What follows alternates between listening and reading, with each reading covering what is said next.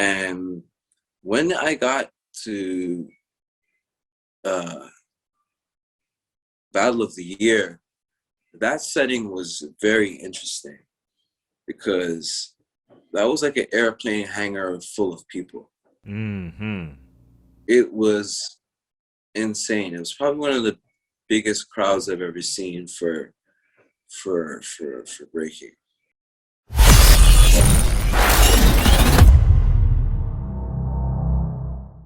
Um, so Suicidal Lifestyle, um, we were hanging out with them before the competition, right? Because you get a couple of days before you do your thing, right? And they they had car trouble, and so we were helping them out, like we were kicking it with them, and so we to help them out, we went street hit with them to make some money to help fix their car, Wow. and yeah, it's crazy. And in the end, it's like it's like no one knew that they were gonna win, and the fact that they won was kind of like the blessing of the whole like experience of them not having trouble getting there, and then all of a sudden they win, and now they're in good hands. And so Right. yeah, man, that was not necessarily hilarious funny, but the funny in a sense where how all things kind of turn out, you know what I mean? Mm-hmm. With these journeys, and that was a dope one. No doubt. So, but before we move on from this Battle of the Year, 99, was it made, so it was not made clear that if you want, because they try to sell it like, oh, they were last year's champs, so they get to get a bye into the finals. Was that just like saving face, or was that already known in the beginning? In 2000. No, in '99, because remember, Rock Force, they were the '98 champs because of a disqualification. Yes. The family gets disqualified, and on the VHS, they sold it as if due to Rock Force being '98 champs that they got to battle in the final. But you're saying that that's not what happened. No, no, yeah, no. That's not. That's they did that to accommodate their hype battle. They did that. Right. Okay. And so I mean, and so nobody knew this. That's kind of janky, man. Well, if you because and they can correct me if I'm wrong, but from what I understand, it's the best showcase battles for first and second, right? That's Isn't what that it how the was rules go? until they changed it. I Okay. think now it's a little bit different, but back in that Now time, it's different, but at that time, that was the rules, that was the and rules. we were explained what was going down. We Hmm. were told what was going down, and like I said, we made our negotiation. Not to say we're trying to like scum bucket some b-boy bracket type shit, but I was Right. like, I didn't really feel like I had the time to even argue with them. Like they were gonna do it anyways. You know what I'm saying? Right. Right. So, you know, we were just like kind of like I said, it was our first time out there, so we were just kind of like, let's just do what we gotta do and dance, and anything else other than that, it'll take care of itself. We just gotta stand strong. Right. And plus Benzo gonna go negotiate the better deal anyway. No doubt. Word, man. That's classic. So now Benzo, you're involved with the Red Bull, the BC1 stuff in Toronto, correct?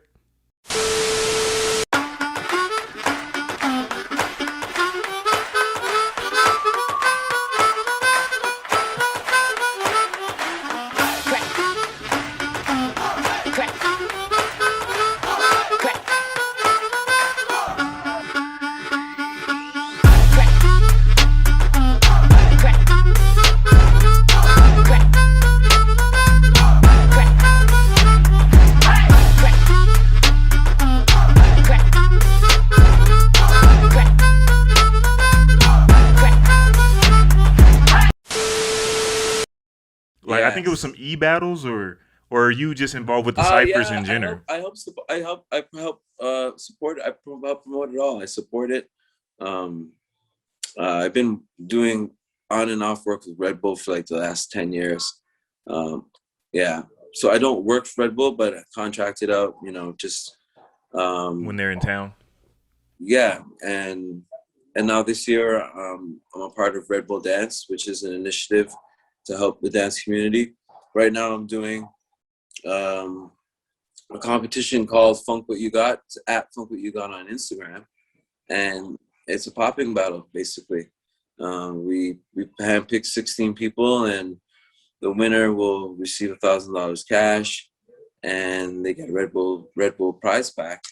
And it's dope. I just did it because people are, like I said, we're in lockdown down here, so people sometimes feel like they don't have anything to do. So I'm just giving people something to do and have fun with. I'm hoping that's what the whole point of that battle was about.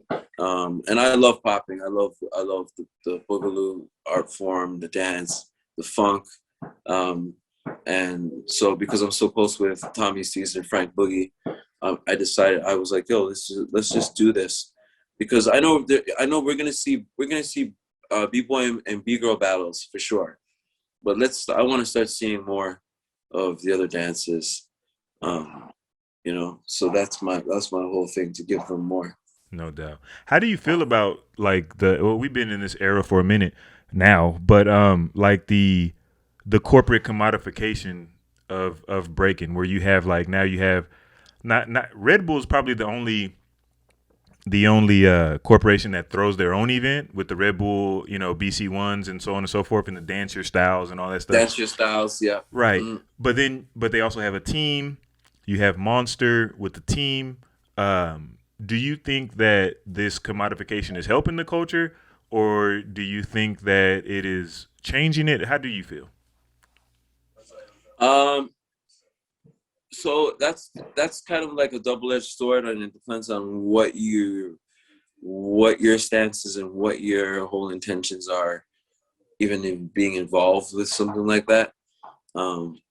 Because again, it's a company that is supporting our culture in our art form. So not everything that they do is going to be on point with what we want, right? So you have to be careful on what you're trying to do and what you're going in with. Me, I've never really had any problems with the events that they support because of the people that are running it, right? So if you have the right people as the middlemen, then it can be okay. Well, yeah, and then I think from that it should start. It sets an example where I think we can even just start being very independent and start doing it ourselves. Cross One has made a great example of that with just freestyle sessions, right? IBE, there's a list of them that are still standing strong and still. So at the end of the day, it's kind of like, it's a good thing, but you can also get lost in that, where, like, again, you don't get a lot of where the essence of it kind of is hard. You have to keep doing stuff to keep that essence alive. That's how I want to say it. That's where it has to be balanced. If you're doing one, you have to do the other. So, you have to throw a party and have those ciphers and jams and it's set. I think it has to all be by example, right? I do that here when in with my parties and my events, where it's not you're necessarily just coming to a competition, pack your bags and leave if you don't win, right? Right. My thing is more of like I would say a party setting, where when you're done, you can go have a drink. Even if you don't drink, you can have, like, I don't know, root beer with like whipped cream and hang out. Some good, you know what I mean? Listen to some good music, hang out, eat some chicken wings, like make some, you know what I mean? Like that's my vibe. That's what I do, right?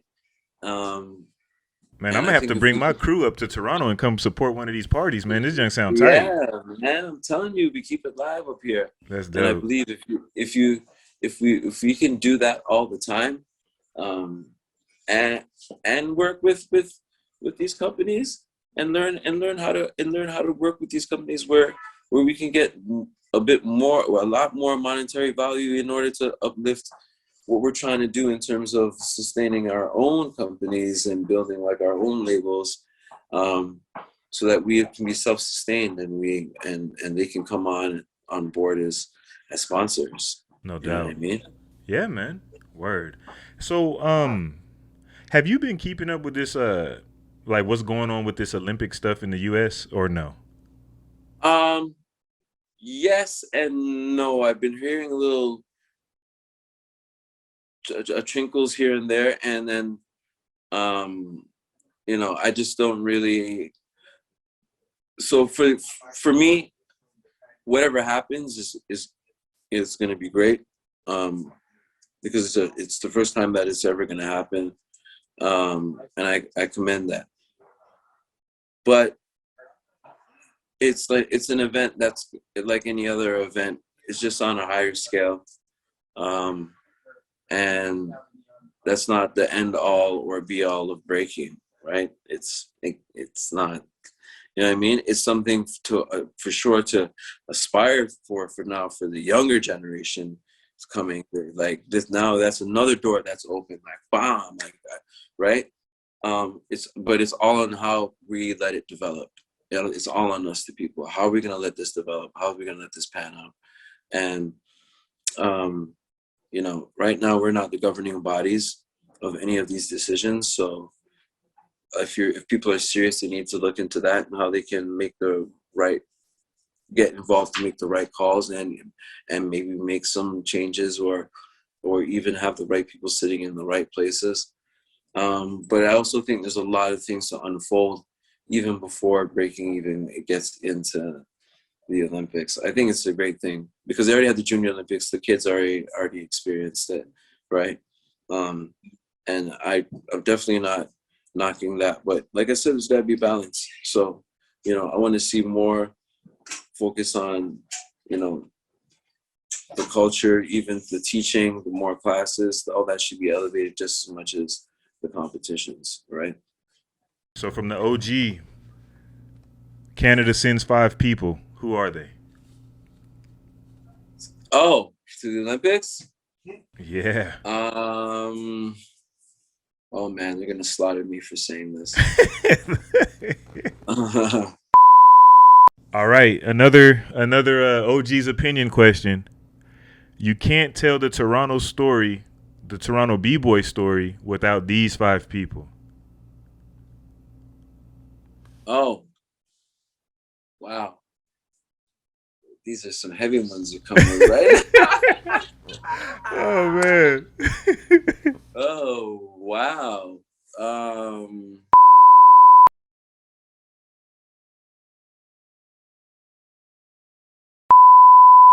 For more quality content from Beyond the Cypher with Illskillz, don't forget to press the like and subscribe buttons. Also, feel free to follow us on Facebook and Instagram at Beyond the Cypher. Let us know how we're doing down in the comment section, and to make sure you don't miss a thing from the channel, smash that notification bell. We appreciate the love and support so far. Peace. Until the next episode.